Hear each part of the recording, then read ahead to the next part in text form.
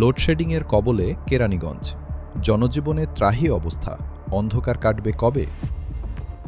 কেরানীগঞ্জ থেকে রেজা আহমেদের প্রতিবেদনে দেখুন বিস্তারিত।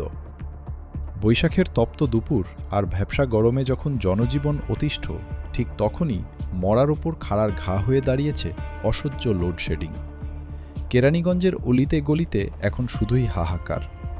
একদিকে তাপপ্রবাহ, অন্যদিকে ঘণ্টার পর ঘণ্টা বিদ্যুৎহীনতা। সব মিলিয়ে কেরানীগঞ্জবাসীর স্বাভাবিক ছন্দ এখন পুরোপুরি বিপর্যস্ত। বাতাস নাই, তারপরে লিখে মালটাল দেখা যায় না, কারেন্টের খুব সমস্যা হয়। দোকান টোকান বন্ধ করে ঘুমাইতে এই টাইমে কারেন্ট যায় গিয়া অন্তত 2 বা 3 বার রাইতে যায় কারেন্ট। 5 মিনিট পর খালি লোডশেডিং দেখায়। আর পড়া হয় নাই, ঘুমাই পড়ছে, আর পড়া হয় না। আর সকালে তো আমি বাতাস দিছি, তারপরে একটু পড়ছে। লোডশেডিং হচ্ছে, এইভাবে ডিস্টার্ব করলে তো বাচ্চারা পরীক্ষাতে রাত্রেবেলা যদি ডিস্টার্ব হয়, বাচ্চাদের তো সকালে উঠতে কষ্ট। এই প্রয়োজনটা যদি মিটা দিত তাহলে বাচ্চাদের একটু একটা মাস অন্তত একটু কন্ট্রোল করা উচিত ছিল। সব সময় বাচ্চারা খেলাধুলা করে হাত পা দিয়ে সন্ধ্যার টাইমে পড়তে বসে। এসএসসি পরীক্ষার সময় তো আরো বেশি দায়িত্ব নিয়ে, ওই সময় বিদ্যুৎটা থাকে না।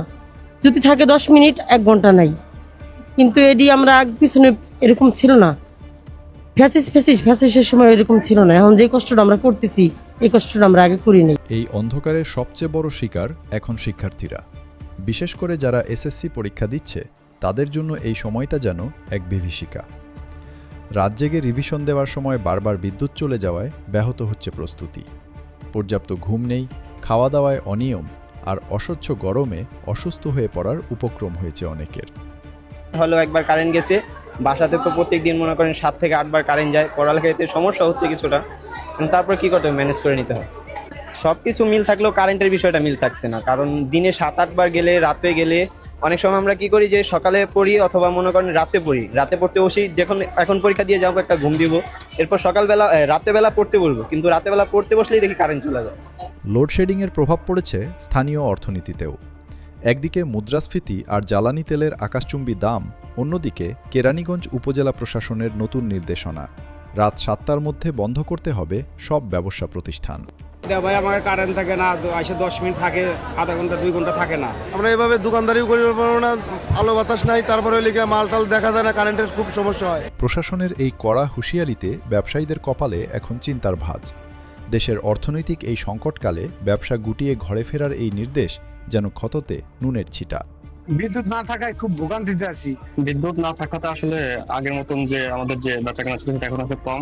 আধা ঘন্টার উপর হয়ে গেছে, বিদ্যুৎ চলে গেছে, আসার নামে কোনো খোঁজ নেই। ওনাদের সংসদ ভবনে নাই, সংকট আসলে আমাদের সংসদ ভবনের বাহিরে আছে। দেখা যাইতেছে 10 মিনিট কারেন্ট থাকলে তার 2 ঘন্টায় থাকে না। সংশ্লিষ্ট কর্তৃপক্ষ বলছে, বাড়তি চাহিদার চাপে বৈদ্যুতিক সাবস্টেশনগুলোতে যান্ত্রিক ত্রুটি দেখা দিচ্ছে।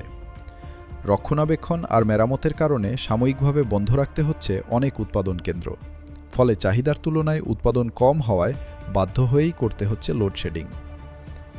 নাগরিকরা সামাজিক যোগাযোগ মাধ্যমে এই দুর্ভোগ নিয়ে নিয়মিত ক্ষোভ উগরে দিচ্ছেন।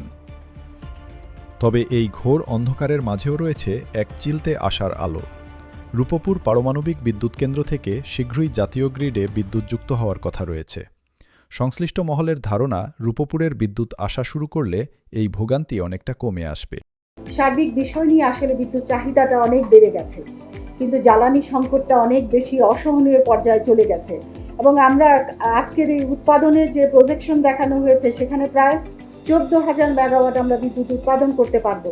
তারপরে কিন্তু দেখা যাচ্ছে প্রায় 3,000 মেগাওয়াট বিদ্যুতের ঘাটতি। জ্বালানি থেকে যে বিদ্যুৎ উৎপাদন আমরা আমদানি করে থাকি, তার একটা ইউনিট কারিগরি কারণে সেটা সংকটে পড়েছে।